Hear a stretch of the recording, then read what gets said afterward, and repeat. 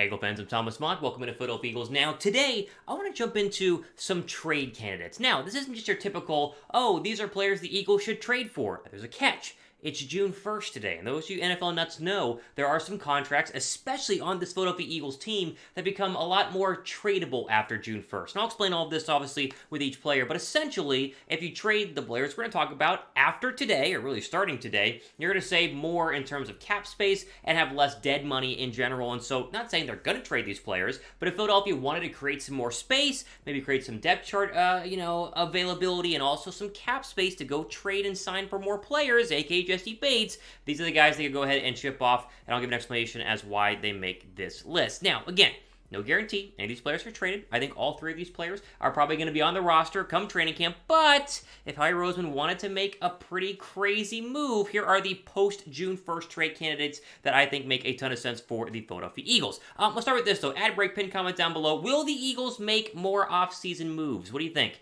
And we talked about this. I've asked this question a lot. Personally, I don't think so. However, if they were to do any of the moves that you want them to do, aka, again, Jessie Bates, they'd probably have to trade one of these players away to free up some more additional cap space. So obviously, the reason for today's video. But answer the question, yes or no, down below right now. All right, the first internal trade candidate, we've talked about this player a lot over the past couple of months. I thought he would be traded around the NFL draft, but he was not, is Jalen Reagor. Now, why are we talking about Jalen Reagor right now after June 1st instead of, what's different between when we talked about him prior to June 1st? Well, it's the dead cap money and the savings that you would have had by trading him now. Now, I'll show you that here in just 1 second. First, though, I need something from you. Before I give you, the full details on Jalen Reagor and potentially trading him, how much money you would save, I need 153 more people to subscribe to this channel. Why? Because we're 153 away from 30K. I've been trying for 30K for so long, and yet we're not there yet. And I beg every single day here on the channel for to get to 30, but we're close. We're almost there. I think by the end of the week we'll be there. We've been getting over 100 subscribers a week the past couple of weeks. Need 153 more. So if you've been browsing the channel, liking it for a while, have not subscribed, help us out. Go down below and sub right now. Okay, so here is your savings in terms of trading Jalen Reagor after June 1st. This is what it is. Not a ton, but it is a little bit significant. Throw it up on the screen. So, pre-June 1st, if you would have traded Jalen Reagor, you would have eaten $3.6 million in dead cap money. Not a ton, but still a decent amount. Now, also, pre-June 1st, you would have saved $13,000. Literally, $13,000 in savings if you trade him June 1st. So not a lot of, I would say, incentive to trade him prior to today. Now, after today, look at the post-June 1st dead money. It goes down to $1.8 million. You save about $2 million there. And you have a $1.8 million cap saving as well. And so you are saving money more so now than what it would have been prior to June 1st. Now, there are, of course, reports saying that the Eagles did try to trade Jalen Reagor around the NFL draft. For whatever reason, those, options fell through. You think back to Reagor deleting all of its Eagle pictures on social media and all the drama there. I think Reagor's going to be on this roster. I think he has a spot on that wide receiver depth chart. I think it's hard to just give up on a former first-round draft pick, especially after they were really bad first 2 years, but it wasn't J.J. Arcega-Whiteside first 2 years, right? Reagor still contributed, it was a very, very limited amount, but still technically did contribute. So I expect him to be in this roster for one final year. It's his last chance. It's his best chance because of all the weapons that are, in addition to him being on the outside, the addition of A.J. Brown plus Devontae Smith year 2, Reagor will never face a double team. He'll be one-on-one against the third best cornerback on the field. Whenever it's him next to Smith, next to Brown, he has a real chance to finally break through. Do I think he will? No, but I'm just saying, I think that this is his best chance and best shot to go ahead and break through. But if the relationship is severed, if Philadelphia doesn't believe in him anymore, now is your time to trade him if you wanted to go ahead and have the best financial obligations to go ahead and get rid of him. So if there's a team out there that wants to take a chance, on a former first-round draft pick, have at it. Reagor is available, and after June 1st, after today, it makes a lot more sense financially.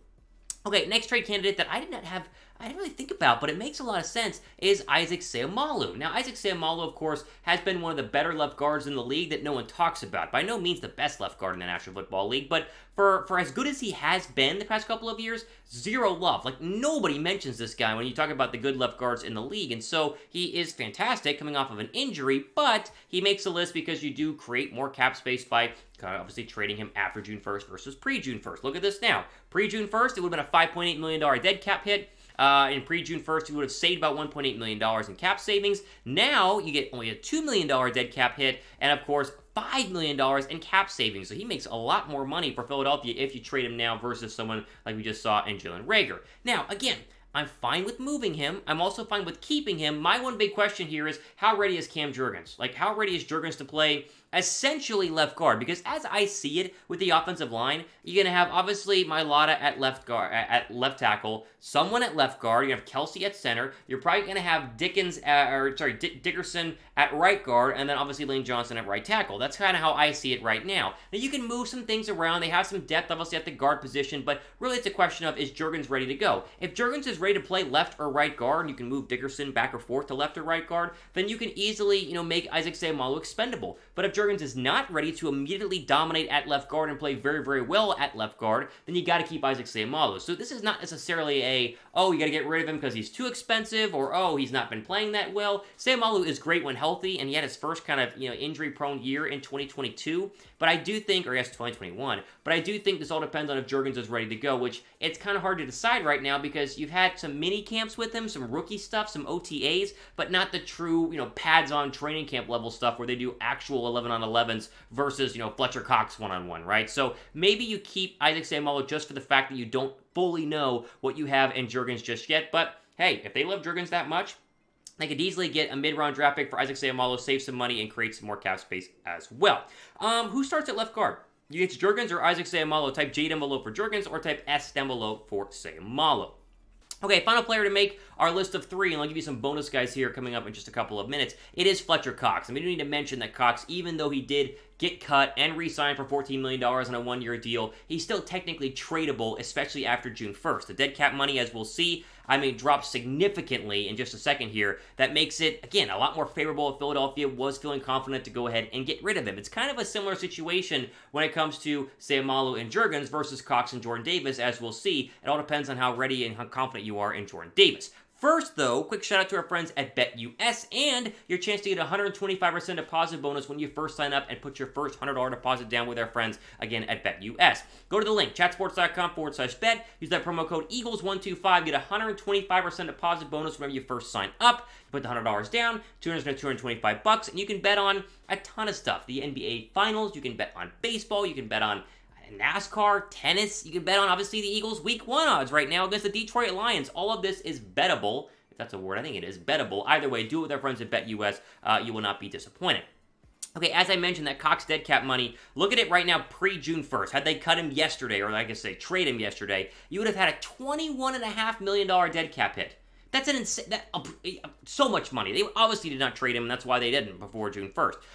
Cap saving as well, $1.5 million. Now it's only $12.5 million. Still a ton, and probably still why they won't trade him, but if they wanted to, you're saving almost half of the dead cap money and almost 4 times the cap savings as well post-June 1st. Another good example of why you would trade him after June 1st versus prior to June 1st. Now, I think they keep him. I think they want as many pass rushers and, defensive linemen that they can have on this depth chart, but if they feel really, really, really, really good about a guy like, Jordan Davis, Milton Williams coming into another year, then they could technically make Fletcher Cox available. And they kind of did. I think they tried to shop him this past offseason. There were some reports saying that they were interested or at least took phone calls. Think of a team like Pittsburgh that needs some interior run defense help. They can make a move right now for Cox. It's a possibility. But I do think that Cox is going to play one more year in Philadelphia and then move on. And I think he is in a good spot to have a much better year he's had the past couple of seasons. The D-line was really bad last year. He dominates when he gets one-on-one opportunities. He got none of them last year. He's going to get a lot this year, and he's going to get a lot of rest too because you have a guy like Jordan Davis and Milton Williams waiting in the wings. So, again, much like most guys on this list, I don't think they will be traded, but you can see why we do the video because the dead cap money, it changes a lot after June 1st, and it could technically be an option. All right, quickly, let's end on this. Some other notes here. I didn't bring up Andre Dillard or Gardner Minshew in the actual list of 3 because their dead cap hit and their money situation doesn't change pre-June 1st to post-June 1st, and so it's not really like now you can trade them because it's after June 1st. They can still trade either of these 2 guys at any time, and the money situation will be the same either way. It's really going to come down to if a team has an injury at quarterback or left tackle, I think. That's when you'd have a Dillard or Minshew trade, hence why, again, we're at the bottom of this list. You'd see it happen more towards training camp. One thing to note also, you see Brandon Brooks' name. You thought, Thomas, I thought he retired. He did, but it's a post-June 1st retirement. So he officially was on the roster up until today, and then today he will be officially off the roster, and then the money is spread out in terms of the next couple of years in terms of paying him his bonuses and stuff. So overall, Brooks does come off the roster officially today, for those of you who are wondering.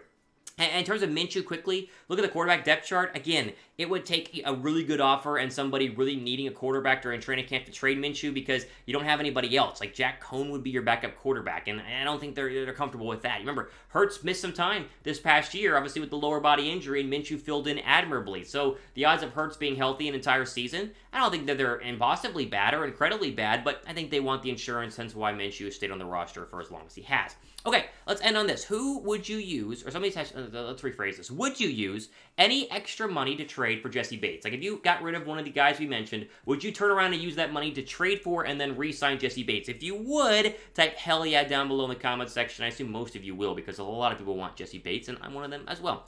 Okay, ultimate review today on our Eagles internal post-June 1st trade candidate video. Of course, mailbag video coming up later on this weekend, so give me your questions now. Hashtag Eagles in the comments section. I want to see what you guys have for me, as I will answer as many subscriber questions as I can. For, of course, the channel, I'm Thomas Mott, signing off for the rest of your day.